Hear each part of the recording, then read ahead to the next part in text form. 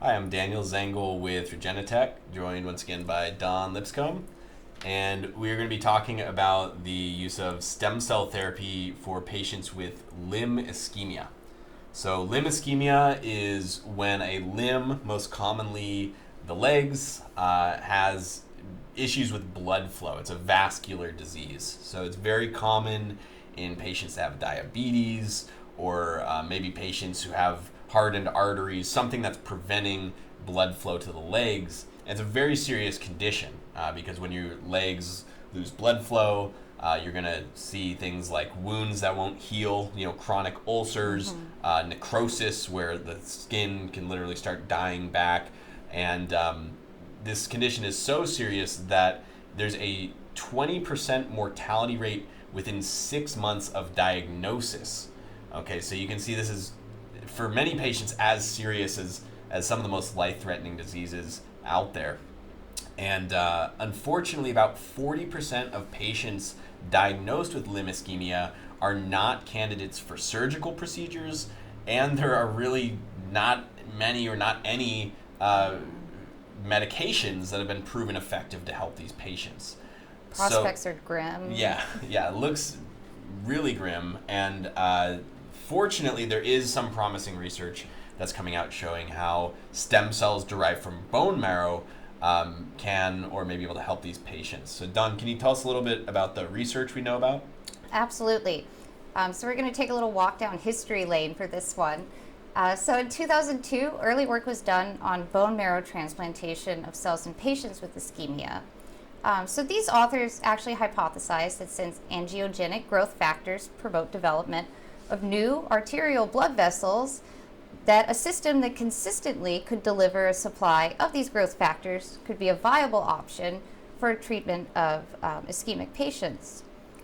So the delivery method they decided to test was actually implantation of bone marrow mononuclear cells in order to promote angiogenesis through a constant, steady supply of growth factors like endothelial progenitor cells make. And these make actually blood vessels and angiogenic cytokines, which are actually also growth factors and cell signaling molecules. So just as a heads up, because we've been talking about mesenchymal stem cells, so this is a bone marrow aspirate that contains mononuclear cells. However, mesenchymal stem cells are mononuclear cells. Right. This aspirate just had more different kinds of mononuclear cells in it, like monocytes, lymphocytes, hematopoietic stem cells, which in this case actually might be very useful because these are the stem cells that actually make new blood cells. Right. So this might actually be really useful. There are more useful cells in bone marrow aspiration than just the mesenchymal stem cells. Yes, that should be noted. Yeah, we hear about MSCs a lot in stem cell therapy, and they're maybe the most exciting part of stem cell therapy, perhaps, but it is good that you point this out, that it could be other cells in the bone marrow that are helping with many of these conditions. Exactly. It's really interesting. A lot of the different cells and the different proteins, et cetera, that when you take it out of the body and isolate it by itself, it might have a totally different function, no function at all, or it could work in kind of like an orchestrated effect with all of the other things that surround it.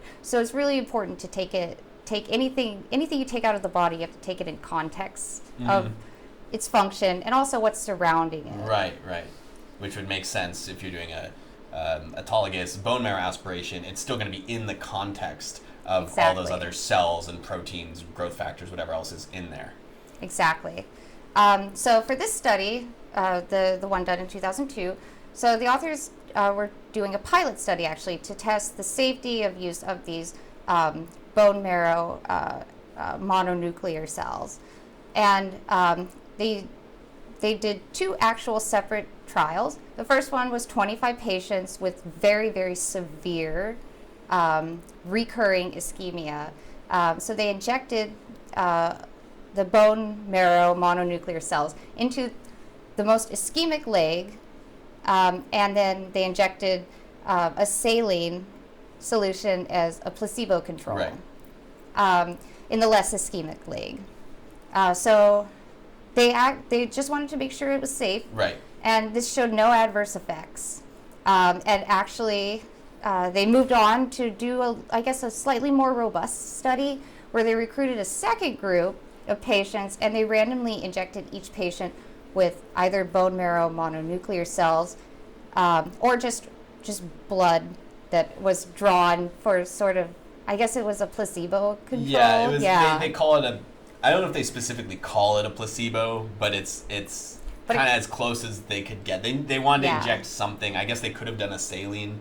I think the rationale might have been that it was red, I think. Oh, was mentioned in there. Okay, yeah. And it was very diluted, so yes. And we wouldn't expect this to have much of a therapeutic response anyway. Exactly. And so for this study, the authors actually note that after 4 weeks, the treatment with the bone marrow mononuclear cells actually shows significant improvement in all functioning and a reduction in ischemia of the leg, which, as we all know, if it isn't reduced, it can lead to gangrene, sepsis, limb loss, all kinds of things. Right. Yeah.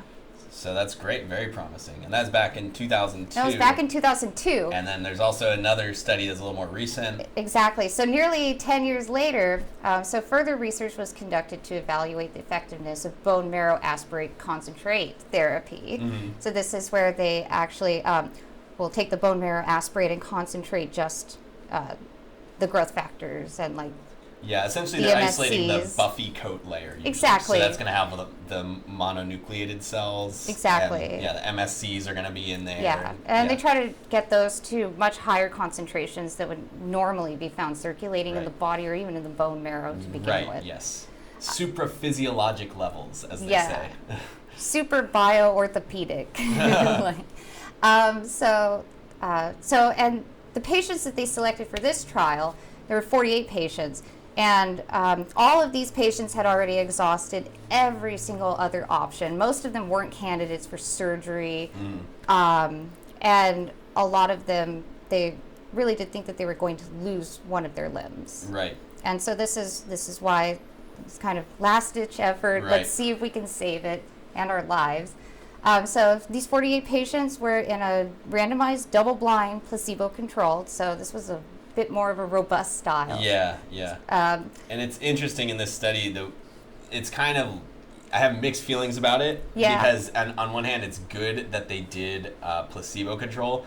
On the other hand, they actually had to puncture the iliac crest on the control group so that they would think they had a bone marrow aspiration, which is kind of like needless harm being done in a way. Yeah. But at the same time, it does enhance the quality of this research. So it's, I kind of have mixed feelings about that. But I also have mixed feelings about the results. Right, because they had to, after extracting out all this blood, which I think you said filled 2 giant vials. The bone marrow aspiration, they did a 240 milliliter draw, which is just like massive. I mean, it's normally in the industry when a doctor or any provider is buying a product for bone marrow aspiration concentrate, the largest tubes that they sell are 120 milliliters, period. And you won't even fill the whole tube because you need room for anticoagulant. So if you can think about it, in this study, they're doing 120 milliliter draw from each side of the iliac crest. Ow. And it's just a lot of bone marrow to be taking at once, but as the results show, they sort of had to do this too because they were given 40 subcutaneous injections. Yeah, 40 individual injections with the concentrate that they made up and down the legs along the arteries. Because, like we said, they're trying to desperately save these patients. However, it was also placebo-controlled with dilute blood. So this is where sort of my ethical quandary comes in. Because I think the results were in the bone marrow concentrate group, they actually saved twice as many limbs as the control group. Yeah, so the way the numbers broke down was there was 34 patients who received the bone marrow aspirate concentrate, and there were 14 patients who got the placebo treatment. And unfortunately, of those 14 patients who got the placebo treatment, within 3 months, 8 of them had to receive amputation.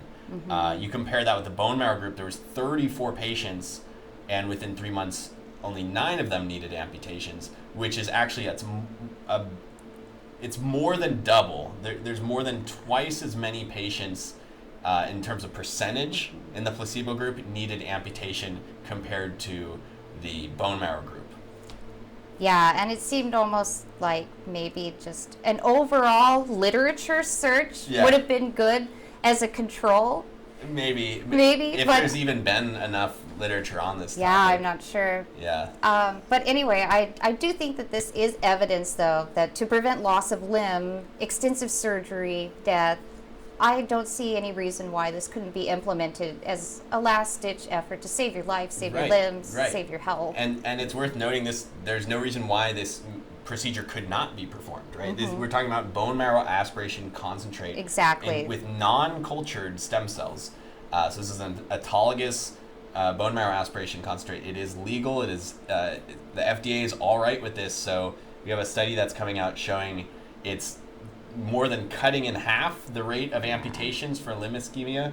Yeah, I think it's probably a good option for most patients or everyone.